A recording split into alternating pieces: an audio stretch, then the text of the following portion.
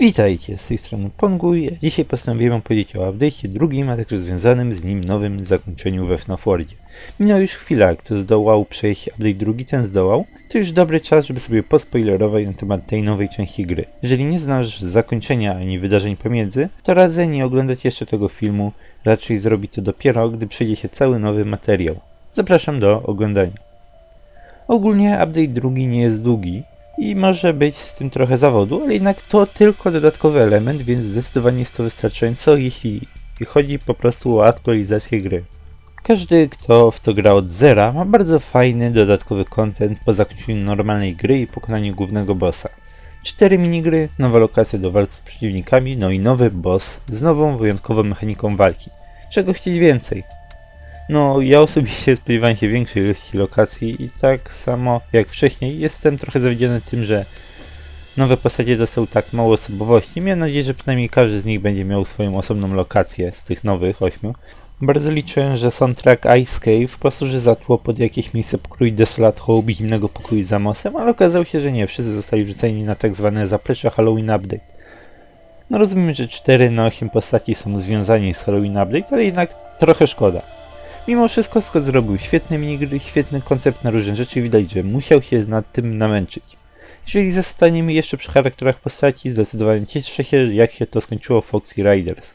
Toy Chica, Nightmare Chica, JJ i sam Foxy dostali co nieco w tym temacie. Miło.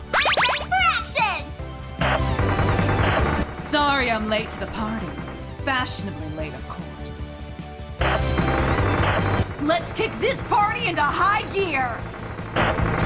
Mówiąc o gameplayu, jest to dosyć ciekawe, bo nowa lokacja wprowadziła dwie nowe mechaniki. Po pierwsze trujący gaz, a po drugie całkowicie inaczej wyglądającego bossa niż te, których znamy. Obie te rzeczy zostały stworzone głównie po to, żebyś musiał zdobyć nowe postacie. Trujący gaz można jedynie skontrolować używając Bubble Breath. Każdy w drużynie dostaje bańki, każdy jest nietykalny na gaz. No oczywiście można korzystać z 2 czy nawet 3 osób, którzy dają prezenty i stanie się praktycznie niezniszczalnymi, ale byłoby to okropnie niepraktyczne, długie, ciężkie. Gra nam mówi, Fredbear nam mówi, że żeby iść dalej potrzebujemy tych nowych postaci. Mając Bubble Breath, tylko oni mogą tutaj pomóc.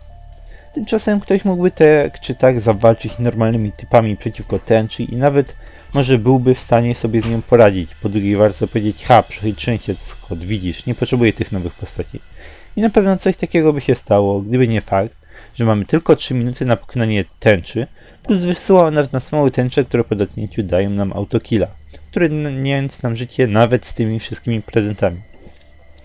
Bez nowych postaci, które zadają znacznie większe obrażenia niż znani nam poprzednicy i którzy niszczą te tęcze małe, nie mamy szans tego przejść. I cóż, te dwie mechaniki są tutaj bardzo dobrym pomysłem. Inną opcją byłoby to, żeby przeciwnicy byli aż tak szybcy, żeby nie nadążało się z prezentami.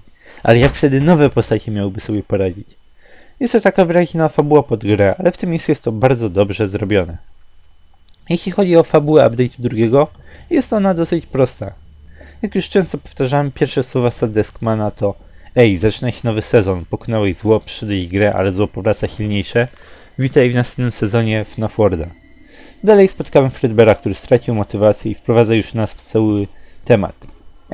On znowu to robi. To o czym mowa to szalone spin-offy. FNAF 57, Foxy Exe, Foxy Fighters, Chica's Magical Rainbow. Co ciekawe, w każdej z tych 4 gier poruszam się innym animatronem z podstawowej 4. Freddym, Bonnym, Chicą lub Foxym. Potrzebujemy tych nowych 8 postaci, a przynajmniej kilku z tych 8 postaci i by ich otrzymać musimy właśnie wyciągnąć kod z tych spin-offowych gier, przejść przez gazową komorę i pokonać Purplegeista. Oczywiście mówiąc Purplegeista mam na myśli tęczę. Purplegeist znika tak szybko jak się pojawia. Zwyciężamy, po czym wyłączamy gry i spotykamy się z Sadeskmanem, twórcą tej gier i jednym z wielu ucieleśnień Scotta tutaj. No patrzcie, Puppet Master, Sadeskman, Scott z FNAF 57, sporo tego. Teraz dowiadujemy się jako tak o całej historii. By zadowolić publikę, Sadeskman zaczął tworzyć masę spin-offów, no i sam się w tym zgubił. W natłoku zajęć stworzył Baby, przerażającego potwora, przy którym było już za późno by go wyłączyć i ginie z jego ręki. will begin momentarily. Everyone, please stay in your seats.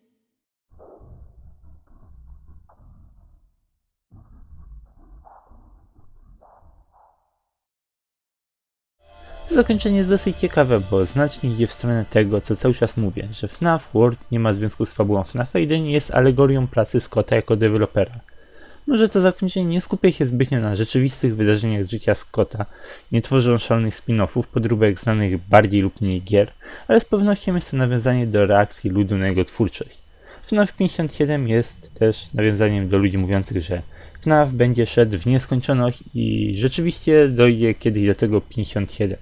Tęcza jest to żart związany z teaserami FNAF World. Ktoś kiedyś wspomniał, że na tej fotce brakuje tylko tęczy i Scott odpowiedział, tęcza będzie jutro. No ale pojawia się tak ogólnie gdzieś tydzień czy dwa później i zniknęła następnego dnia. Tekst Rainbow is Tomorrow zaczął robić furorę jako mem.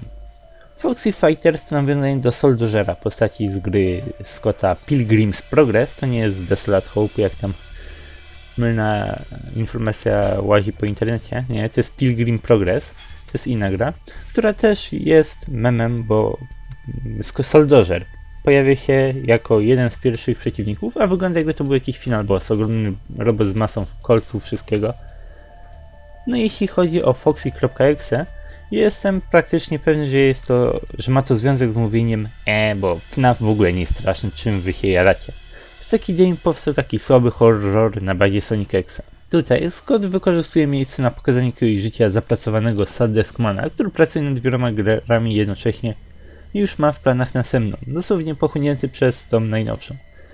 Ogólnie to zakończenie jest ciekawe, bo może wchodzę tutaj za głęboko, może już tam przesadzam trochę, ale Saddeskman stworzył 4 gry, te 4 minigry z FNAF World. Jeżeli porównać go ze Scottem, on też stworzył 4 gry, jeżeli mówić o samych FNAFach, o samych kanonicznych FNAFach, czyli odliczając sam FNAF World. Tak jakby te 4 minigry reprezentowały 4 FNAFy, tymczasem i Saddeskman i Scott pracują nad czymś piątym. FNAF SL. Saddeskman stworzył Baby, postać do tej gry. Wydaje mi się, że ma istnieje tutaj jakiś związek, chociaż mogę już przesadzać trochę. Możliwe, że między tymi dwoma jest jakaś alegoria, ale nie jestem pewien. Bądź co bądź, dużo już sobie powiedzieliśmy. Dosyć obszernie na temat tej aktualizacji, co dodaje, co się podoba, co się nie podoba, jak się sprawdza mechanika i jak to wszystko wygląda fabularnie.